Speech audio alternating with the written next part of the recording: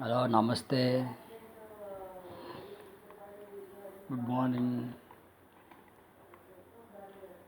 మీ నారాయణ స్వామి మీ ముందుకు ఒక వీడియో తీసుకొచ్చారు. ఇది ఎస్తిగాన్ అనే ఒక ఆయుర్వేదిక్ కాఫ్ సిరప్. ఇది స్పటం, ఎలర్జీ, బ్రాంకైటిస్,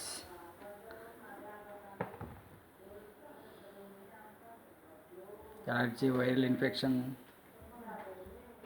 దీని మీద బాగా పనిచేస్తుంది.